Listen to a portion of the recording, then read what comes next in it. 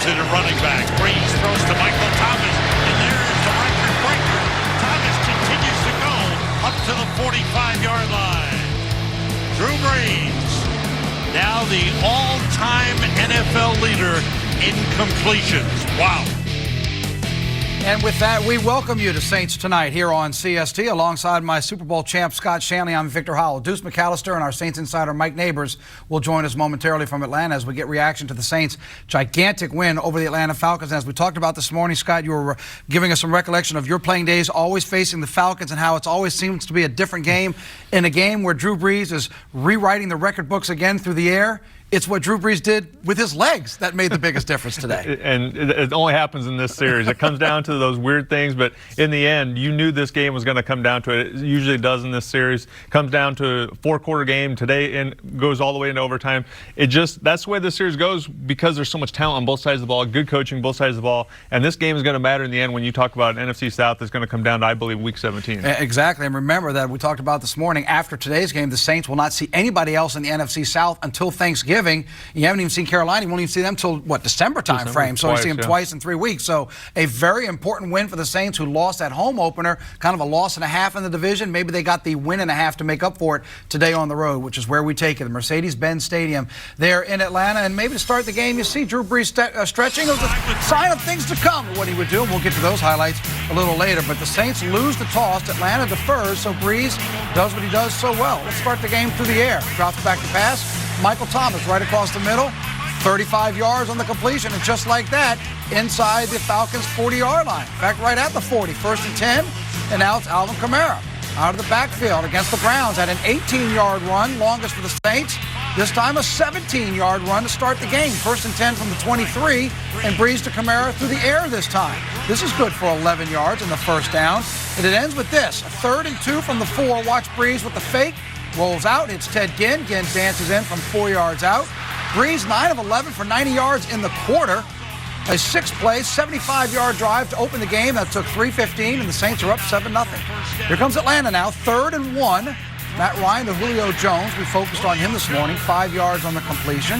3rd and 7 from the 36. Ryan to Calvin Ridley. We mentioned him. Maybe we should have focused on him because, boy, did he focus on the Saints defense. That's a 10-yard gain. 3rd and 10 now from the 33. It's Ridley again, 15 yards. 1st and 10 from the 18, and it's why not Ryan to Ridley. 3 catches, 43 yards for Ridley in the quarter, capped off with this touchdown. And after one, we are tied at 7. No penalties for the Saints in the first quarter. And I mention that because as we move to the second quarter, these would become an issue. Atlanta has the ball, though. Matt Ryan on 3rd and 6. Remember, we just showed you the conversions in the first quarter. Well, this time, not so much. Marcus Davenport, the loss of 7 there with the sack on Ryan.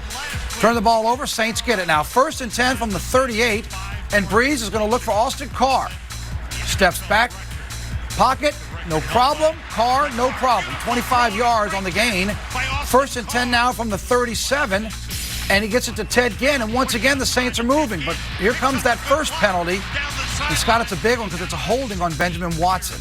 You saw this start to be a trend a little bit today in today's game with the untimely penalties that were costing them field position. Untimely because it stops the drive, moves them back. So from 49 yards out, and you see Will Lutz doinks it off the upright. Take another look because it looks like it's going wide. It's a great angle here, and it starts to bring it back in, and then doink, hits it, but it takes a favorable black and gold bounce, gets through the uprights, and in the end, when you look at the final game book, it shows us 3 points, and that's all that matters for the Saints. Up 10-7 now. 1st and 10 from the 27. This is the pass you saw to open up the program. Michael Thomas, good for 17 yards, as Drew Brees sets the record with that completion. And, of course, he just added to it tremendously in this game and for the rest of the season as he'll keep this offense rolling. 2nd and 6 from the 48. Brees to Kamara. It's a loss for 2. Well, speaking of untimely penalties, the Falcons get one. It's roughing the passer. Brees, as he steps back, and it's the quick release. But watch, the helmet goes down, the shove after the pass was long gone. And Atlanta gets the penalty, so the Saints take advantage. 2nd and 6 from the 33. Brees to Watson. 27 yards and a great layout But back-to-back penalties, a holding call and a false start leads it to a 4th down. So just like Scott mentioned, untimely where it happened on the field, when it happened on the field. No bounce off the upright for Will Lutz this time, but it's a 21-yard field goal. It's 13-7. Atlanta wastes no time to change that. Calvin Ridley. Scott, we should have focused on him more this morning. He had an outstanding game today. He showed you today why he was the top receiver in a lot of draft boards in the April draft, and that's why Atlanta took him to pair him with Julio Jones. 75 yards on that touchdown reception, so now it's 14-13, but remember the Saints have had 2 drives that could have been touchdowns, and both of them stalled because of penalties. But 1st and 10 from the 42, Breeze to Kamara, 12 yards. 1st and 10 now from the 46. Breeze to Watson, another great catch. We're inside the 30 for the Saints. Eventually, Lutz comes back on the field. You're trying to end the first half to get the lead, and he does so. 45 yards on the field goal.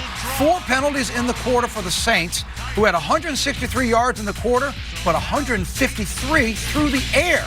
16 of their 19 plays in the quarter were passing plays. It's 16-14 New Orleans at the break. We go to the 3rd quarter, and this would become lopsided for the Falcons in terms of the stats, but maybe not so much the score. We'll explain. 2nd and 9 from the 50. Ryan up top. Calvin Ridley. Scott, I figured the flag was coming out, and it does. Take another look. It's on Ken Crowley, the pass interference. Yeah, Ken just has to get behind not let the guy get behind him, but more so the free safety. Marcus has to help his man there, not let the receiver get behind both of them. It's 2nd and goal from the 9, and once again, Ryan ducks, brings it in. It's Calvin Ridley back to the end zone. 9 yards on the touchdown reception. It is 21-16. Atlanta takes the lead. Saints don't do anything with it. Falcons have the ball now, 4th and 13 from the 44. And here's one of those big plays when you need. Alex Okafor gets in and blocked Matt Bosher's punt. Craig Robertson picks it up. Scott, the biggest thing with this is that it changed the field again. We've seen the Saints driving and penalties have stopped it. Now they've changed field position. Field position is huge, and we talk about it all the time. All 3 phases are big in winning games on Saturdays and Sundays. Will the Saints take advantage of it? You bet. 1st and goal from the 11. Breeze to Cameron Meredith. We talked about him this morning. Receiver stepping up. When would we see him? We saw him today. His first catch as a Saint. How about that? 11 yards on the touchdown. And it's 23-21 Saints. Back to Atlanta. 2nd and 6 from the 34. Ryan to Mohamed Sanu. 13 yards on the completion. 1st and 10 from just about midfield, the 47-yard line. Ryan, another completion. This one, 11 yards. And now the Falcons are moving again. 2nd and 12 as this play stops up. We get to the 44. Ryan, Ito Smith. This time it's 18 yards. So Smith goes 11 yards. Smith goes 18 yards. The Falcons are driving just outside the red zone. But 1st and 10 from the 26. Ryan to Logan Paulson for 11 yards. The Saints had 31 yards in the 3rd quarter and ran only 8 plays. They had 4 penalties for 75 yards. 19 plays for the Falcons. They're driving, but it's the Saints that have the 2-point lead as we head to the 4th quarter. And we're just getting started with the highlights of this ball game. The Falcons are going to convert to start the quarter after that big drive. In fact, it's a 12-play, 82-yard drive that ate 6:56 off the clock. Ryan hits Tevin Coleman for the touchdown. 2-pointer for the Falcons. It's now 29-23. Saints get the ball back. Kamara, 12 yards up the middle on 1st and 10. 3rd and 2 from the 45. And look who's at quarterback. It's Taysom Hill. He's in at quarterback. Out of the shotgun, fakes the handoff. We talked this morning about how they're trying to find ways to get number 7 on the field, and now you see why. And look at the horse collar tackle where he goes 35 yards up the middle. Now the drive gets all the way. Now take another look. This is why you were talking about when you have players who can make plays in several ways, you got to get them on the field. And Sean Payton added a new page to his playbook. He's getting guys on the field to make plays, and that's exactly what Taysom's doing. We've seen him doing it at special teams. Now we see him doing it there out of the Wildcat and the shotgun. And then Zach Line gets the pass from Drew Brees from 1 yard out. It's now 30-29. Saints back on top. Scott talked about this series just has crazy plays and always seems to be close. This one, no exception. Matt Ryan up top. Remember, they're not good from 6 yards out, but from 60, we talked about and gave you that number. Guess what? That was 58 yards from their own 30, now deep in Saints territory. 3rd and 3. But Ryan waits and waits too long. He gets introduced from Cam Jordan from behind. A great sack by the captain of the defense. It's a loss of 6. 4th and 9 at the 11. Matt Bryant gets the field goal. Again, Scott, it's the timing of the penalties. The Saints get one. The field goal, but no, there's a defensive penalty.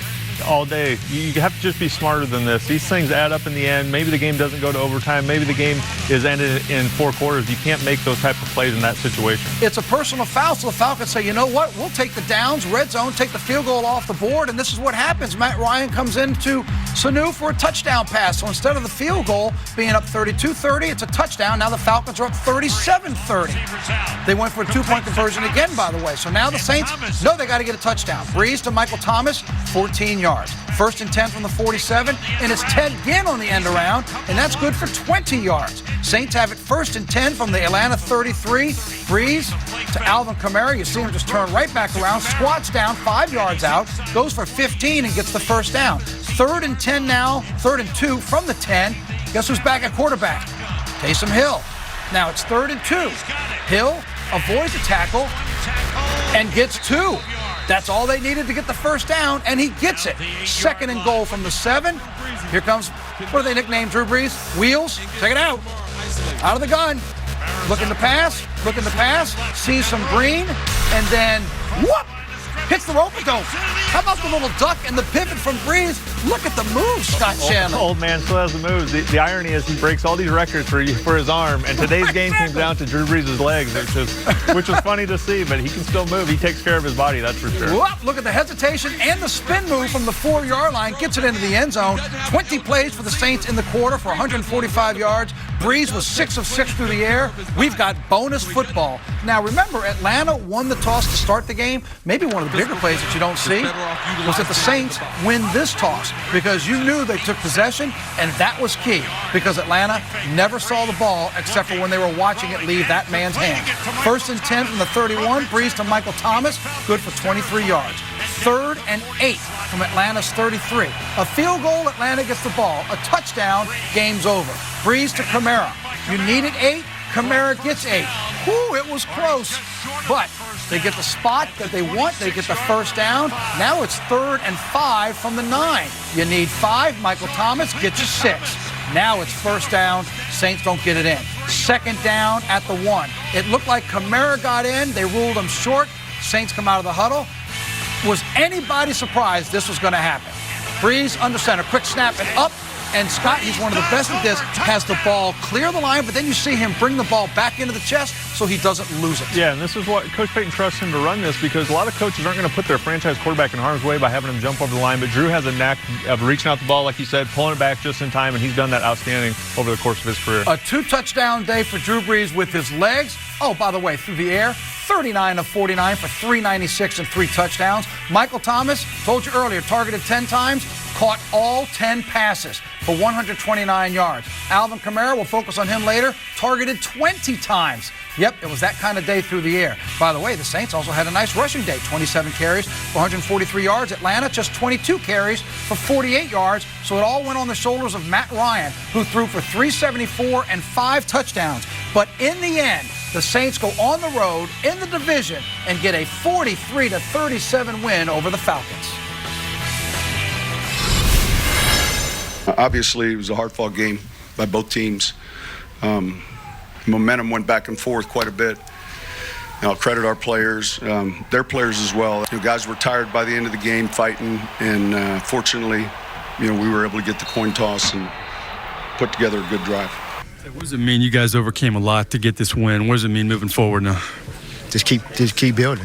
We're a team. We know what we got in this room. We know what we got in this locker room. We just got to just keep going out.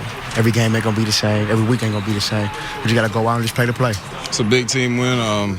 We did well in the kicking game. We did well on offense. We did well on defense. Both sides, we had some mistakes, but we did enough to win. Alvin, you've always welcomed more of a workload. To get that kind of workload and to get the win, what does that mean to you? It means a lot, It's a big win, but it's a division opponent, so it means even more. So, that's what our goal is every week, to get a win, and we did that. Let's start right there with that topic about that man, Alvin Kamara. You and I have talked the last couple weeks now. Mark Ingram is not there. It'll be one more week before he's back. I've been asking you, have the Saints been trying to control all of the touches and the way they're getting Kamara involved? But today, Alvin Kamara, 16 carries, 66 yards.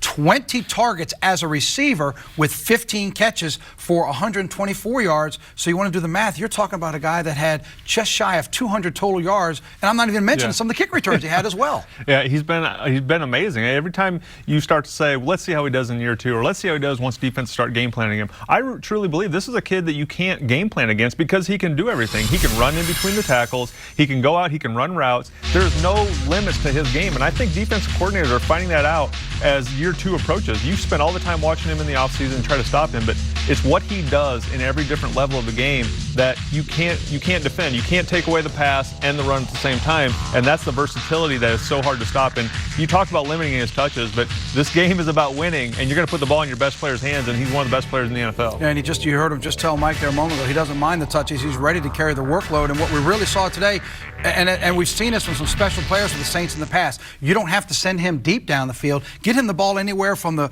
line of scrimmage to maybe 5-6 yards out. Well, before you know it, it could be a 20-25-yard play. He's just that good. It's what he does after the catch, after he gets the ball in his hands. And you see a lot of screens. You see a lot of short check down passes that he turns. Those are supposed to be 5 or 6 yard gains that most guys get tackled right away. He turns them into 10 or 15-yard gains. And so a check down, which is supposed to be a waste play, your last receiver in a route, he turns it into first downs. And that's just the dynamic ability he has that is so rare. When it came down to it, it winds up being 31 touches between his rushes and his catches today for just under 200 total yards. Somebody who knows a little something about producing out of the backfield, well, that's our Hall of Famer, Deuce McAllister. Of course, he was in Atlanta for the call of the game on the Saints radio network, and as he always does when the Saints play away from New Orleans, spent some time after the game sharing his thoughts with Mike Neighbors. What a huge win for this football team. Let's get to the running backs first, though. Alvin Kamara has always said he welcomes a new kind of workload. Well, he got it today. He got it today, 34 overall touches, and, it's a concern. It has to be just because you want him to last for 16 games, and he's so dynamic as a player. But when they needed to play and they needed to go to him, Drew was able to find him. And so, you're excited. I told him, hey, look, man, go tell Sean you need a vet's day off. You need Monday off and Wednesday off. And so just to be able to recover because you want him to last for 16 games for you. How do you think they're going to handle next week? Because Ingram comes back, obviously, after the next game. Can you have back-to-back games like this? Well, I don't know if you can have back-to-back games like this. I wouldn't be surprised if they made a little movement at that position. But, for me, do whatever you have to do to get a W. So if you have to feed him, you have to be careful with him, get him in space. But whatever you have to do to get a W, do it. I love getting everybody's reaction, and I can't wait to hear yours. As a former running back who takes pride in your spin moves or any kind of moves, your old quarterback, Drew Brees, the spin move to force overtime, how would you rate that? I give it about a 6. His average, he could tell already that he couldn't outflank him. He was outflanked by one of the defenders. So you could see him slowing down already. And it's just, that's a Atari. That's a slow spin move. He spins out of it. But it was effective. And he had enough room where he could run. So he did the right thing. 6. Tough judge right here. The football team as a whole, though, they overcame a lot to not only force overtime, but to get this victory. What does it do for this team moving forward now? Well, I think, a couple things when you talk about what it does from a confidence standpoint, because they did not play their best ball. Too many balls over the top, too many explosive plays. Thought they did a really good job of stopping the run, and going into the fourth quarter, they didn't have over 100 yards rushing. They were able to get there. So there's a lot of good things that they did, but there are a lot that they can clean up too. We saw a lot of Michael Thomas, a lot of Alvin Kamara in the first 2 games, more of Kamara in this game, but more of a team effort. Zach Line gets in the end zone. Cameron Meredith plays for the first time, gets in the end zone. That has to help this offense. And I thought Ben Watson was important for him as well. Make some catches over the top, and then Ted Ginn had a good game. He was able to score and helped him on the run game. But if he catches 2 more passes, his numbers go up out of the roof. So things to clean up. But you can see also the penalties. They hurt themselves in the red zone with penalties, false starts, as well as a holding call. And finally, it's only week 3, Deuce, but you don't want to go 0-2 in the NFC South. This was an important victory. Yeah, me and Bobby have been fussing about must win, and so we won it, whether it was a must win or not. 6 on a scale of 10 for Drew Brees. This guy is a tough teacher. Deuce McAllister here in Atlanta. Back to you guys.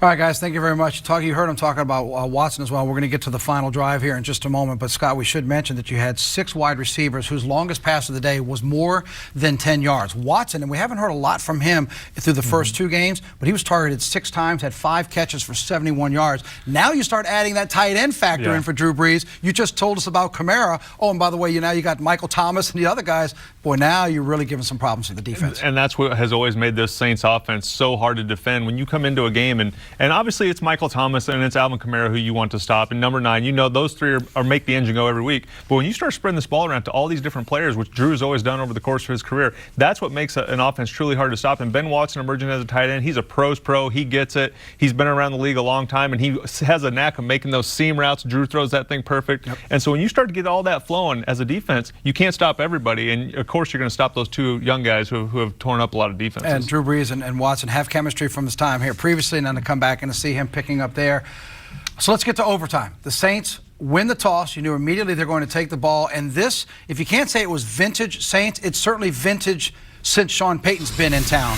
And I know you've had plenty of games when you were wearing the black and gold that when they get the ball like this and this offense gets grooving, it's like, hey, defense, sit down. We got this. Take a load off.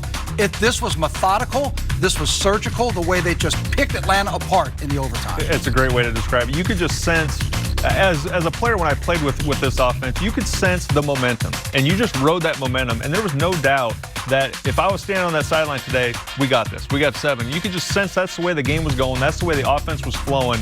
And that's what they did. They just moved the football down the field, made the plays when they had to, inch by inch, and pulled it out in the end. And that's what this offense has done so well under Coach Payton. Atlanta had a drive early in the ball games. We told you that it went 6 minutes and 56 seconds. And as you saw in the graphic, that overtime drive went just over 7 minutes as the Saints got it. The Falcons never had a chance. Again, Kamara thought he got in. They looked at it. The knee was down, so all they do is come right back out. Drew Brees punches it in over the goal line. But that really was a vintage Saints play in the Sean Payton, Drew Brees era that, as Scott mentioned, you just had that feeling as it was moving, everything just seemed to be working, whether it was a dink pass, a long pass, a third down conversion.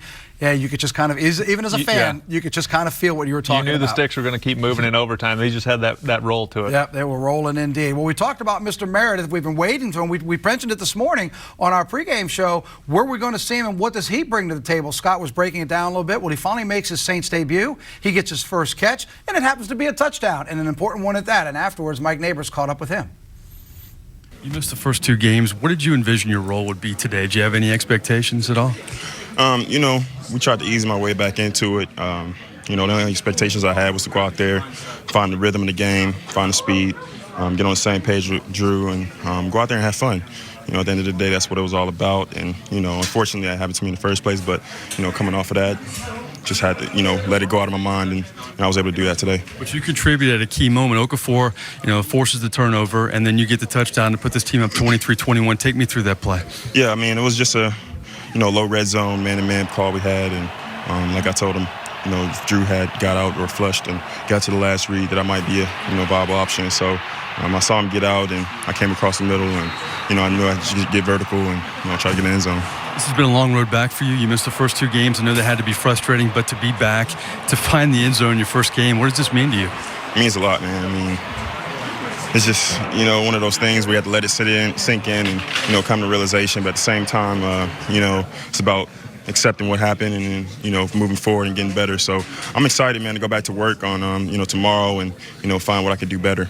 And finally, not having expectations, but getting in the end zone in your first game, how excited are you about all the possibilities moving forward now? Yeah, I love this play. I love this team. I love this offense. There's so many things we could do. We're so dangerous, but, you have to always be engaged in the game, and you never know when the ball's going to come your way. So, just going out there, being on the same page with 9, going from there is a big part. Appreciate it. Cameron Meredith, one of 4 different New Orleans Saints to find the end zone here in Atlanta. Back to you guys in the studio. We will have more from Mike in Atlanta coming up. We'll also take a look at Taysom Hill. We're talking about number 7. Where do you put him on the field? Because it seems like everywhere he goes, he's making plays. Big news for the Saints. We'll also take a look around the NFC South with the Carolina Panthers and how they did today against the Bengals. And it was all about Cam Newton. Welcome back to Saints Tonight as we continue talking about that very impressive overtime win by the Saints in Atlanta this afternoon against the Falcons. You heard Deuce McAllister in the first segment talking to Mike about that. They know the team knows, he knows the team knows as well. There are things they need to work on, and there's some of the stuff we need to focus on. And let's start with defense first, because P.J. Williams got on the field, and Matt Ryan, for whatever reason, decided, I'm going to go at him and challenge him. Then when he had a little success, they went at him again, and they really started picking on him. They did, and they exposed him a little bit today with Calvin Ridley. It's tough. Obviously, Crowley got benched from the first 2 games, but this is becoming a concern in the Saints secondary. These first 3 games have been very telling, and unlike last year, which I feel like the Saints secondary was the strength of this team last year, and the reason they were able to turn that season around, this secondary has been an Achilles heel a little bit. You're getting beat way too many times deep. I can't remember many times all year last year where you saw the ball going over the safety's head for big plays, and it's happened a lot already in the first 3 weeks. Those are demoralizing plays to a defense. They demoralize the team, and that's how you get into shootouts like this. So the secondary, you look down through the Saints schedule, there's all very capable quarterbacks, franchise-type quarterbacks who have won a lot of football games. Not a whole lot of gimme quarterbacks or first-year starters coming up on the schedule. So the secondary has to get this thing fixed in short order. Yeah, and you think about the 3 quarterbacks you've seen. Of course, Fitzpatrick, nobody saw that kind of performance coming, but he's been consistent in the 2 games. Cleveland's quarterback Cleveland's been struggling, but then all of a sudden you come up against today, and next week you've got a Super Bowl champ waiting for you as well. So to your point, there aren't just walk-over rookie quarterbacks you're coming to see here. Everybody's got the ability to do what you're talking about. Yeah, and just go down and look through the schedule. A lot of guys who have won a lot of playoff games, guys who won Super Bowls. This secondary really has to get things sharpened up, and sometimes it comes down to the play calling as well. You don't always get a carryover from one year to the next what you were great at. If you were a great man-to-man coverage team the year before, maybe the confidence is sky high and guys are locking people down. You have to look at adjusting things into the next year. Maybe it's guys aren't getting enough pressure in the front 4. So I'm sure they'll evaluate those things and see what they need to change going forward. I know you know all too well what Sean Payton thinks of penalties, and I'm not going to ask you what it's like in the locker room because we try to be a family-oriented program. But remember, after the first quarter, the Saints did not have a penalty. They finished with 11 for $120, and I know that is going to drive him nuts. And there's going to be a long discussion about this. And you touched on this earlier when we were looking at the highlights, that on a lot of these cases, it was the type of penalty and the timing of the penalty that either ruined their offensive drives or, like this, gave gimmies to the Falcons. Very, very untimely penalties. And I think it's not Saints bias coming out of me when I say this, but the Saints are the better team. I believe they're the better roster from top to bottom. But you allow any team in the NFL to hang with you throughout a game, especially in their building, and just way too many penalties that led to the Falcons staying on the field, changing field position, getting more points. Here they should have had 3. Instead they score 7. You don't think that comes to bite you back in the end in the fourth quarter? You're going into overtime. So a lot more football was played today that probably didn't need to be played just because of Saints penalties. And that one there on the field goal, you see right top right of your screen, you see it's that big kind of an uppercut there, the personal foul call. But when they did it, the Falcons said, hey, we'll take the downs, we'll take it off the points off the board, and they did and got the touchdown and forced the Saints to have to get a touchdown and go to overtime. In the end, yes, it's good news for the black and gold with the win, 43-37, but we know that is something that is really going to stand out to Sean Payton and company when they talk about this. With all of those points and all of those crazy plays, no turnovers, the big play, of course, being the blocked punt, but a very clean game in terms of what the offenses did. I know, Scott, you also have to like when you look at the third down conversions, 50%, while they held Atlanta to just 4 of 11. Yeah, this is the second week in a row I feel like the Saints offense is playing pretty good football. The penalties, we talked about that. Not turn the ball over in a shootout like that is key. But as a defense, you would like to see to create some more turnovers when the ball's being thrown around a lot. Hey, Atlanta has a lot of good playmakers around the field, but still that's no excuse for the ball going over your head. You have to limit those explosive plays. You saw the imbalance there with the Falcons in terms of the passing yards and the rushing yards. It looked a lot like what the Saints did in the first 2 games. Very few rushing yards. A lot of passing yards, what the black and gold did. They had a little more of a balance in that. We'll talk about the rushing game in a moment. But how about one of the guys in the backfield, a fullback position, getting a touchdown reception? That happened this afternoon in the game. Zach Line was the recipient of that. Talked to Mike Neighbors after the ball game.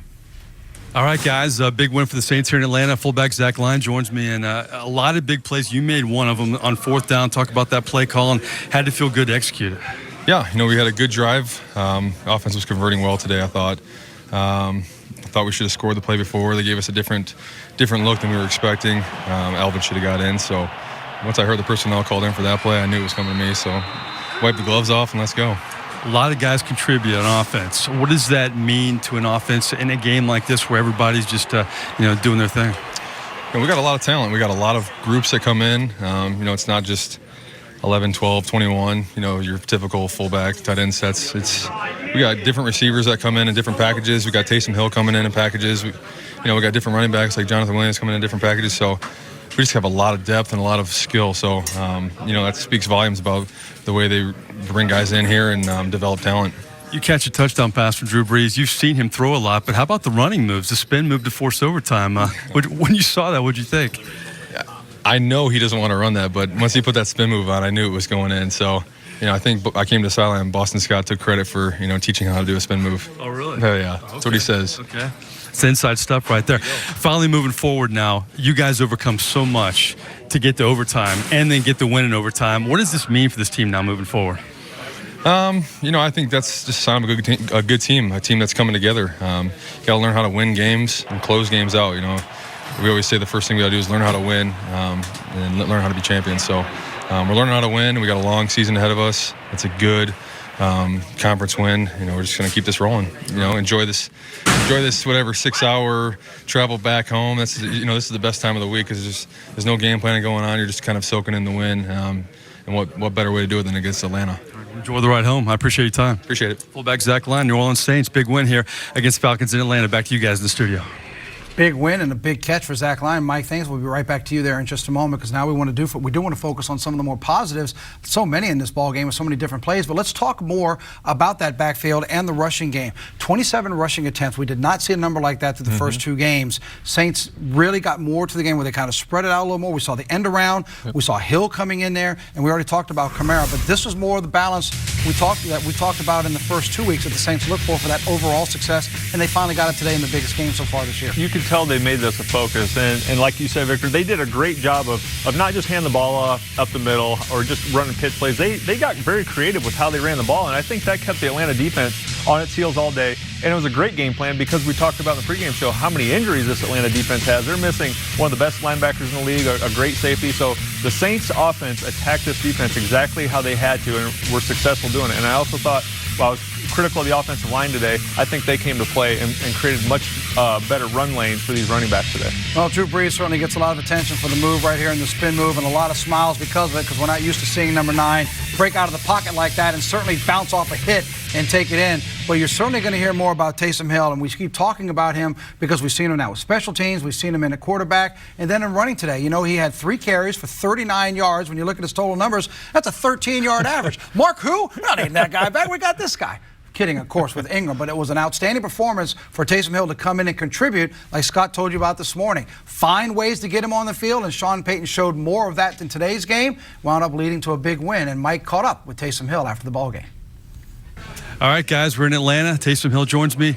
I talked to you last week. You didn't know what was in store maybe the week after. You get that long run, and it really motivated your team. Take me through that play.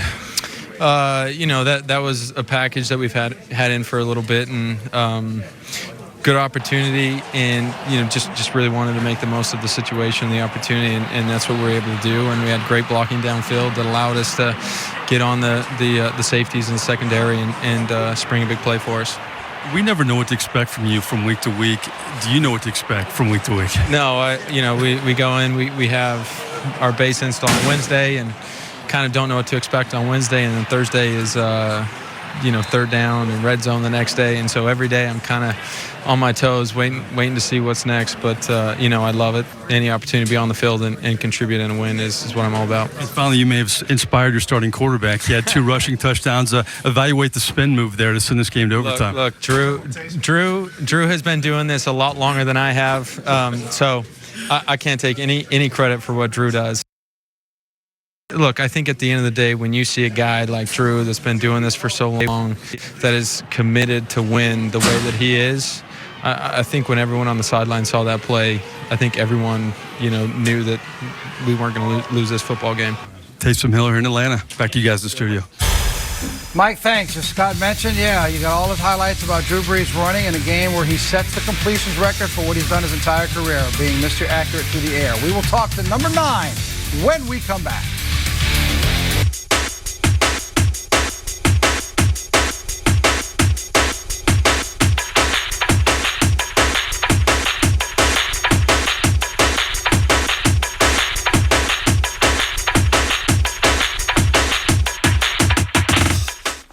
is our opportunity where we get to talk about, it seems like, another record being set by Drew Brees, and certainly that was the case today in Atlanta with that pass to Michael Thomas when he set the NFL record for completions, a record that he will just keep adding to and adding to as the season goes on.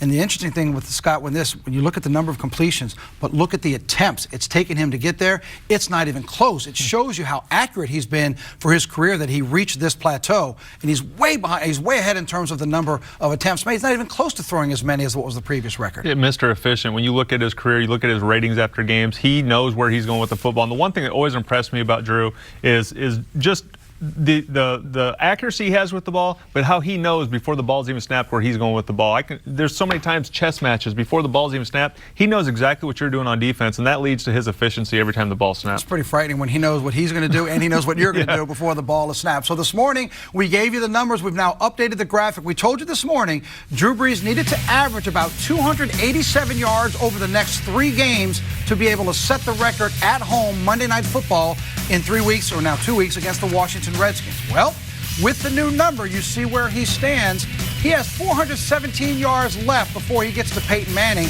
Next week, they play the Giants. Drew Brees, as a Saint, has faced the Giants 6 times, and he averages 331 yards a game. So if he stays somewhere close to that, then indeed he could set the record in front of the home crowd the following week on Monday Night Football. But every time we talk about his accomplishments, you just sit back in awe at how good it has been and what a blessing it has been and a privilege and honor for Saints fans to see number 9 do the work.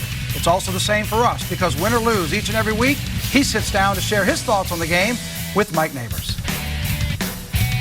All right, guys, huge win here in Atlanta. The man of the hour joins me, quarterback Drew Brees. You guys avoid a lot of stuff in this game to pull out a victory, not only to force it in overtime, but to win. How big is this for you guys?